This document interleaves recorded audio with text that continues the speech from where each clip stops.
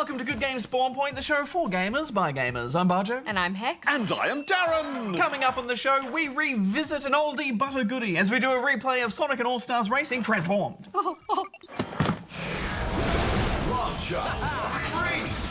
Shogun has gone All-Star. Plus, we'll review the oozy, gooey puzzle platforming of Mushroom 11. And I believe Goose and Julian will have a brand new coding corner for us too. We are racking up some seriously elite computer skills with those two.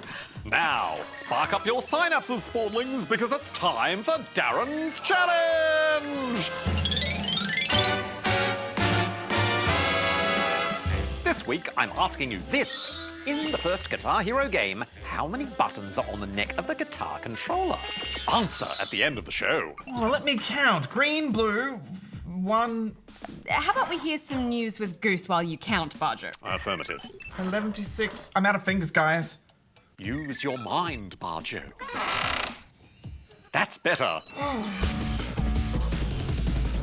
Thanks guys, Goose here with all the Spawn Point news. A new speedrun record has been set for the original Super Mario Bros., beating the old record by just 66 milliseconds. Speedrunner D.A.R.R.E.N completed the any percentage run, which means he simply had to get to the end of the game in just 4 minutes, 57 seconds and 627 milliseconds. However, he did note that he made a few mistakes in his run, and it should be possible to do it even faster. Minecraft creators Mojang have revealed that the upcoming 2D action game Cobalt has been delayed until February next year. Cobalt is the first game the studio will publish in collaboration with Oxeye Game Studio. Mojang has said that while the game is complete, it's buggier than they're comfortable with at the moment, and they will need the extra time to make sure the game can live up to expectations. And that's all the news for this week. Back to you guys in the studio. Thanks, Goose! All right, you two, I think it's time we did a replay, where we look at a great old game that's still worth playing today. Yes, come with us on a journey back in time, to a simpler time, to the year where Prince George was born, to where all the analogue TV signals in Australia were finally switched off, all the way back to 2013. Bajo, that was 2 years ago. Indeed, Hex, the ancient past. That's the same year that Sonic and All-Stars Racing Transformed was released. 3, 2, 1, go!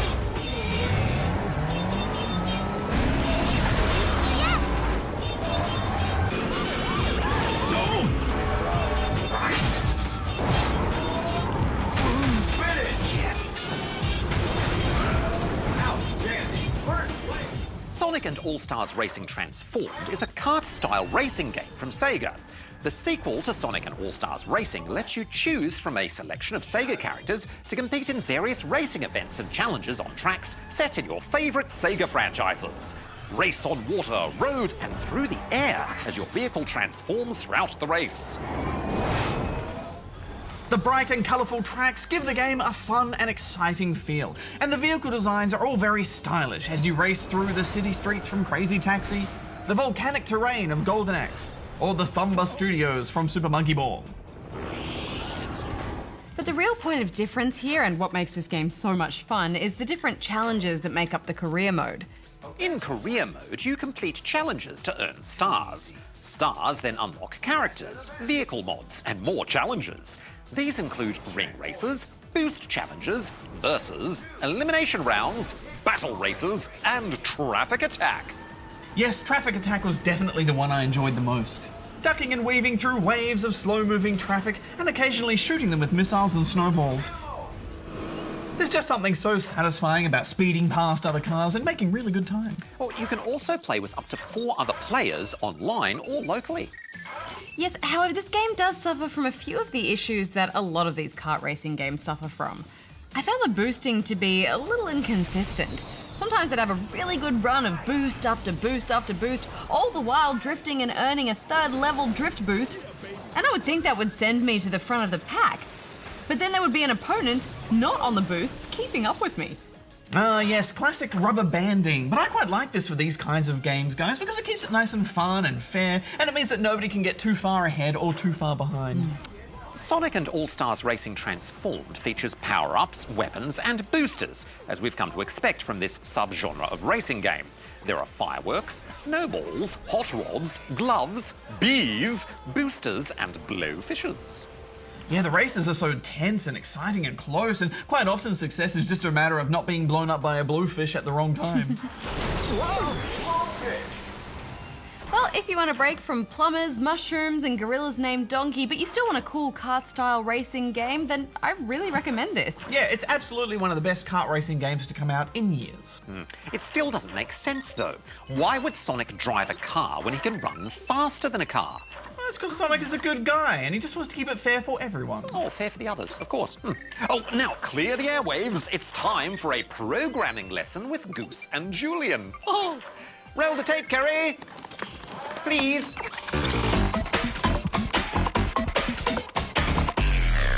Hi, welcome to Coding Corner with me, Julian. And me, Goose. Today we'll be making a fully functional tank game. Oh, just like on the old Atari consoles. This is very retro. Before we boot up Scratch, make sure you download all the files you need from our website here. All right, Julian, talk us through the first step. First, load up the background. This set of dark grey rectangles on a grey field will be the maze in which our tank will duel. Next, load in the 5 sprites we'll be using. Then, load in the alternate costumes for each sprite. Then load in the sounds. Now select Sprite 1, which will be the player-controlled tank. Under Scripts, select Data and create a new variable, Speed. From Events, drag a When Green Flag Clicked block into the code panel. Below that, from Looks, add a Switch Costume to Blank block and set the drop-down to Costume 1. Below that, from Motion, add a Go to X, Y block and set each value to 100. Below that, we'll need a Forever loop. From Motion, insert a Point Towards Blank block and set the drop down to Mouse Pointer.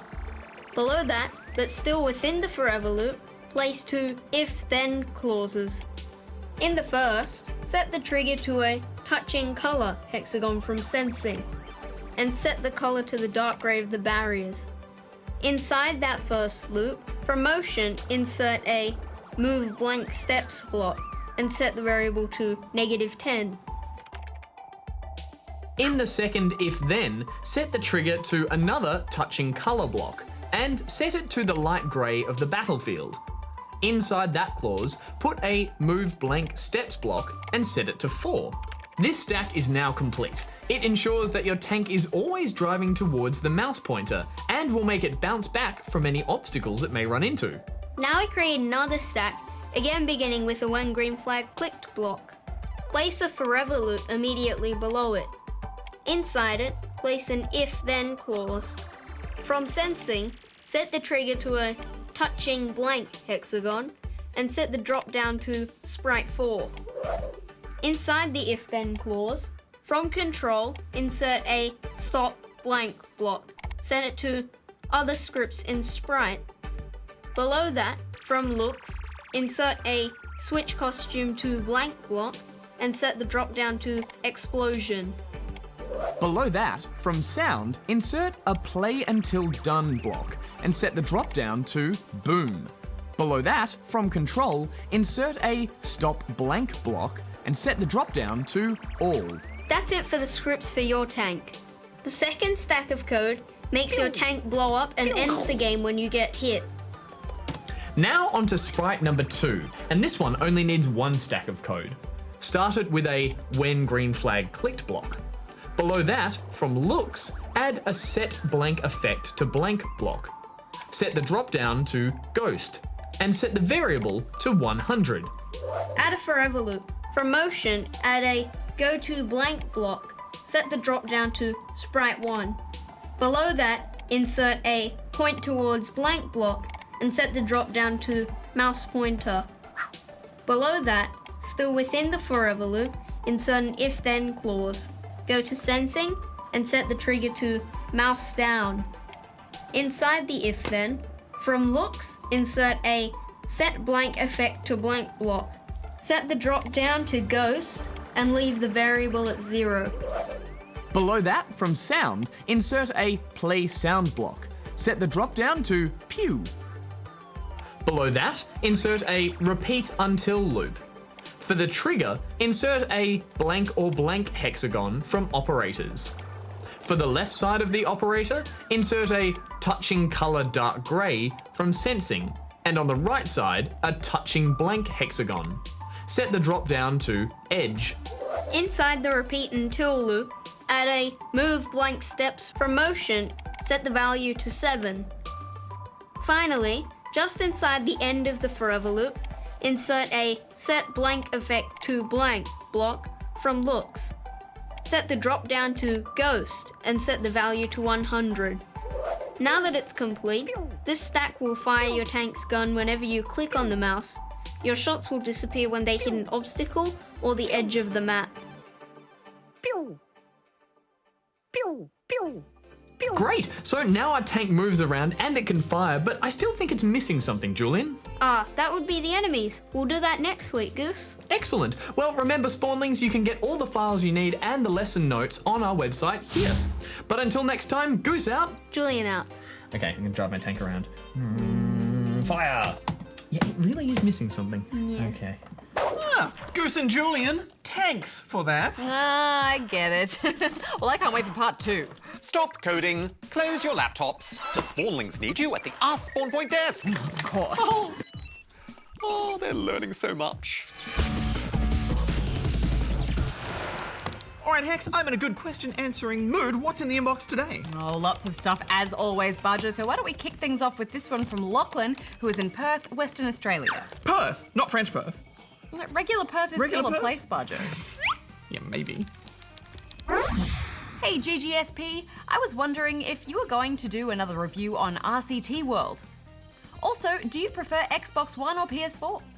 Well, Lachlan, we actually haven't done a review on Roller Coaster Tycoon World yet. We just had a quick look at the trailer a little while ago. Well, we kind of did review the trailer in a way, didn't we? Well, not really. I quite unfairly said it didn't look very good, which I'd say is more of a quick impression than a review. Although I should say the game has come a long way since that initial trailer, and it's now looking a lot better. Yeah, it looks promising, and we're definitely keen to play it. The only problem is it comes out a week after our last episode of Spawn Point this year. Yeah, that's frustrating. But if we can get a copy early enough, then we might be able to squeeze a review in. And if not, we'll take a look when the show returns in 2016. As for which console we prefer, well, we like them both equally. But let's move on to this one now from Mr. Fish 001, the king of fish, who is in Fishy Town, outside Australia, which is outside Australia. Sounds fishy to me, Hex. Hello, GGSP.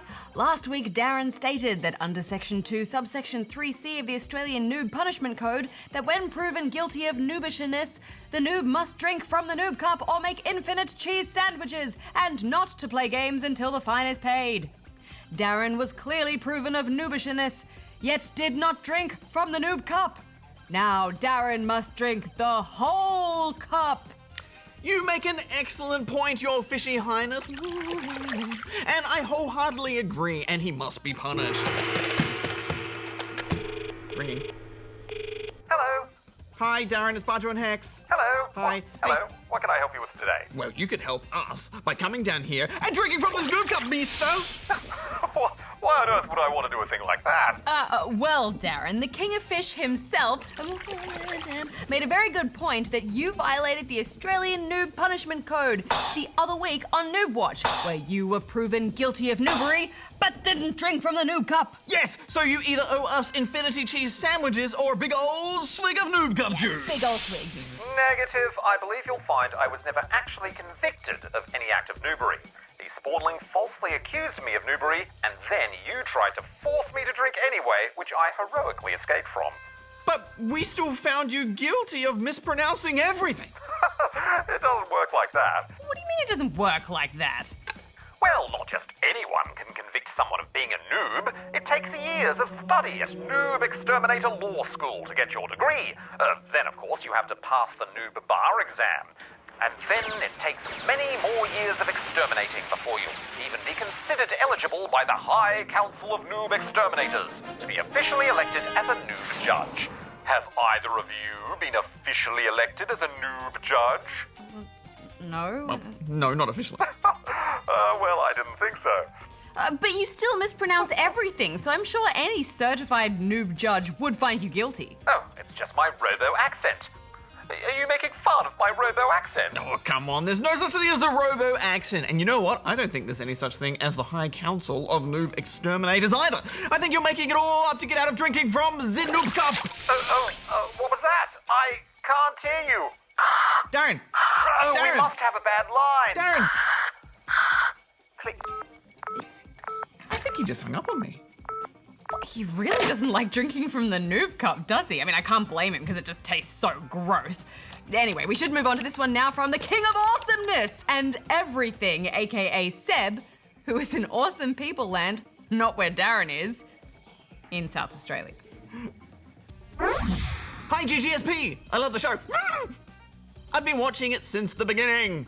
Okay, here are my questions. 1. What is best to get Minecraft Story Mode on? Xbox One or PC? 2. What games are you excited to review in 2016? 3. Will you review Minecraft Story Mode and Just Dance 2016 on Spawn Point? 4. I want to get a Wii U, but my dad says it will be a waste of money. So instead of getting a Wii U for my birthday, I got an Xbox One. Which one is better? I want the Wii U to play Super Mario Maker, Super Mario 3D World, Nintendo Land, and many more. 5. What are good games to get on 3DS since I'm getting one for Christmas? Thanks, GGSP. Sorry if too long. P.S. Read this, please. I've tried over a million, gajillion, bazillion, trillion, billion times, but you have never answered. P.P.S. Darren is a big giant noob. Well, thanks for watching, Your Highness, and we're sorry we've only just been able to answer your question now. But as for which version of Minecraft Story Mode is better, well, they're both pretty much exactly the same. I'd say it just depends where you like to play games more. If you prefer to kick it back on the couch or you have to fight for time on the PC, then the console version is probably better. Yeah, and likewise, if you're always fighting for time on the TV, then the PC might be the better option for you. Indeed. And it's also worth considering that getting the whole season on PC is about $10 cheaper than it is to get on console, so that's worth keeping in mind. As for games coming out next year, well, rather than just list them all, how about we do a sweet montage? Oh, good idea, Hex. Are you ready? Yeah, 2016 game montage activate!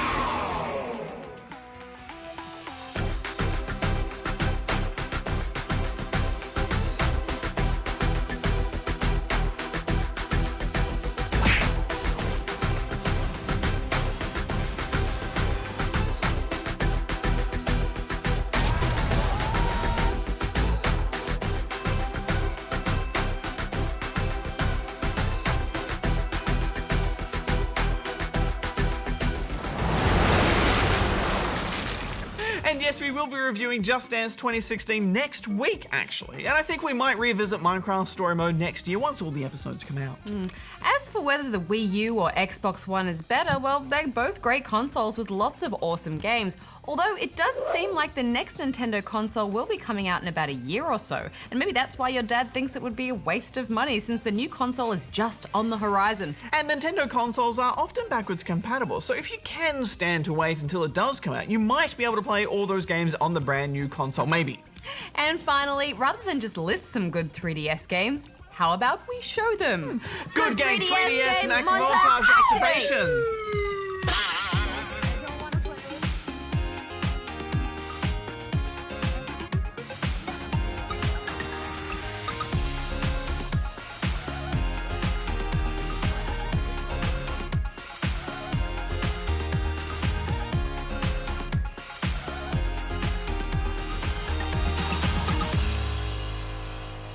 Well, that's all the time we have for this week, but if you'd like to ask us something, then you can go here and send us your questions. Back to the studio. All right, Hex. So many exciting games, Bajo. So many. We should just do a whole episode of montage. Hey guys, why are doctors so good at playing Mushroom 11? Well, I don't know, Bajo. Why are doctors so good at playing Mushroom 11? Because they have a lot of patience. Yes, and also those dexterous surgeon hands. Mushroom 11 is a puzzle platformer from developer Untitled. Taking place after some kind of disastrous event, your job is to guide a regenerating amorphous green blob through the ruins of civilization to collect DNA in the form of biological specimens. While it's not clear what caused the devastation, small clues and images of life before the destruction can be found in the game's background art. Guys, I often took a break from the puzzle solving just to soak in the gorgeous views. For complete desolation, this game sure is pretty. Yeah, it's really beautiful. So from what I can tell, the mushroom in the title is your green blob, but it looks like no mushroom I've ever seen. Though if there was ever a mushroom that had the power to make Mario grow to twice his size, I reckon it would be this one, guys. Yeah, but I wouldn't try eating this one. It looks pretty toxic. Amazingly, I found myself sympathizing with this lone fungus of the apocalypse. It's amazing how well the story comes across without any traditional storytelling. I found myself almost as absorbed by what I imagined had happened as I was with the actual puzzle solving. Yeah, what happened to this place? Is your mushroom good or evil? Oh, what happened to mushrooms 1 through 10? Mysterious. Well, one of the coolest things about Mushroom 11 is its unique gameplay mechanic. To control your mushroom, you use an eraser to destroy its cells. The cells then rapidly reappear, propelling it along in the direction that you're pushing it. You also need to reshape your mushroom to solve puzzles.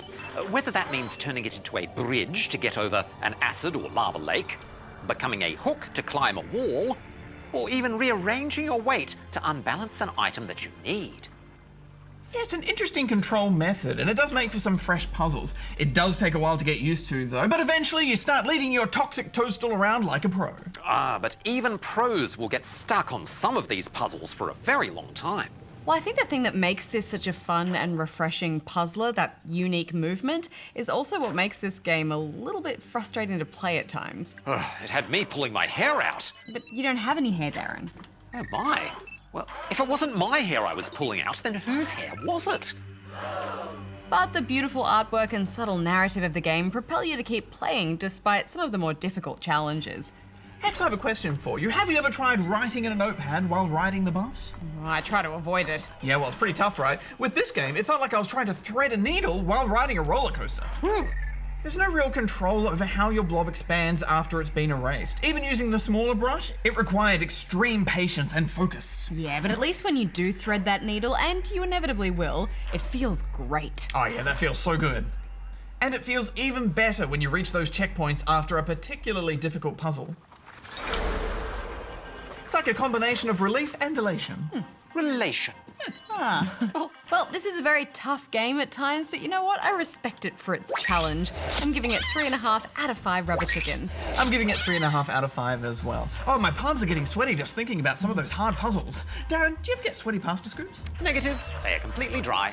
One of the benefits of being a robot, I guess. Bone dry. Though, now that you mention it, I have been leaking some transmission fluid lately. Ugh.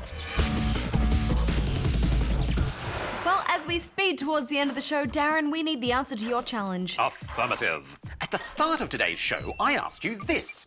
In the first Guitar Hero game, how many buttons were on the neck of the guitar controller? And the answer is... 5! That's right, Darren, and their colours were green, red, yellow, blue, and orange. Oh, correct. Well, next week on the show, we're going to check out a new game in the music rhythm genre. It's Rockband 4.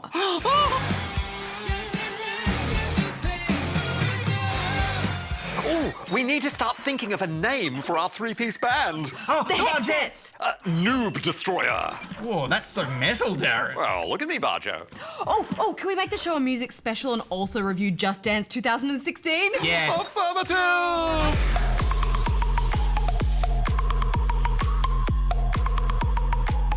Oh, it's going to be a music spectacular. Until then, Bajo out. Hex out. Darren out. Oh, I've got another name.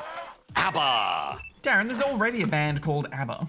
But does it stand for Asynchronous BIOS Boot Access? No, Annie, Fred, Benny, Bjorn and Agnetha. We'll never make it with names like that.